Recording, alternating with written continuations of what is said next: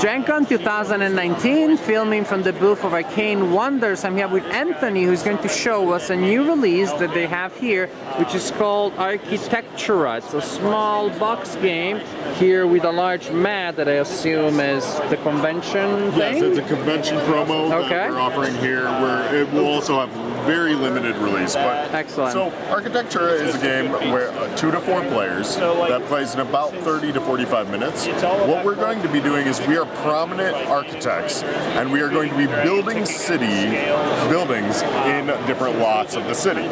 Now, the thing is this, there are going to be a number of different roads based on the number of players. So in a 4-player game, we will utilize each of the 4 rows spaces, and the game will end once every space has been filled with a card. So there are a couple rules that I just want to go over very briefly, and that is what happens. You will start the game with a card of 3 cards, or a hand of 3 cards, and you will be playing them into the leftmost available spot within this direction. So basically, like right now, if I'm going first, the only space I can place is here. However, after that, it opens up this space and this space, and so on and so forth as you grow the city. So let's say, for example, I place this store here. What would happen first is I would place a card and I would check it against the card to the left. There is no card to the left, so that is skipped in this instance. But then the ability would happen. So the ability in this case says, at the end of the game, gain 1 VP for each of your cards in this row. In this case, it doesn't perform some effect, so we just go on from there. And you would end up playing. But let me explain the rules real quick. So let's say you played a card here. Now, if your card is a higher value than my card is going to tick down. So it loses value based on the fact that you put something more appealing next to my building. If, on the other hand, you played so the current value is the one in the top right corner where they're facing from here. Yes. If you played a card that was less in value next to mine would tick up in value. And then after you play, so you play, you check, and then you perform the ability on the card. So some cards will tell you that you can rotate other cards that are adjacent and such. When you rotate, it's whatever way you want, 90 degrees.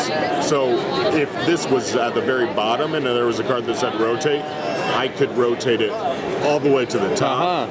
Or likewise, if it was all the way to the top, an opponent could rotate it all the way down to the bottom. The object of the game is to have the highest sum value of all of your cards when at the end of the game once you place.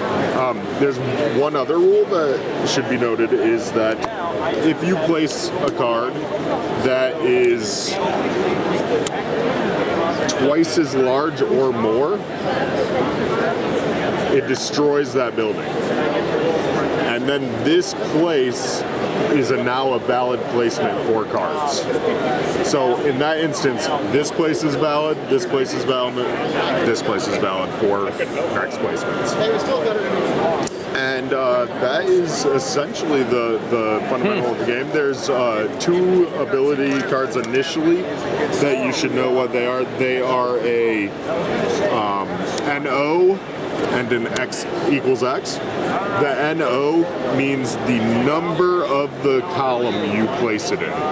So if you place it early, it's going to be a low value, but if you place it late in game, it's going to be high. And X equals actually means that you are placing it, this card equals that card. In the case of a tie, no rotation happens. Other than that, there's protection. Some cards will give protection. If a card is given protection, then it cannot be affected by opponent's cards at all, and you can choose whether or not it is affected by your cards. Excellent. Is the game available already? The game is not available to retail quite yet. It's coming out the first week of September. Excellent. Thank you very much. Thank you. MSRP is going to be $19.99. Okay. Thank you. Appreciate it.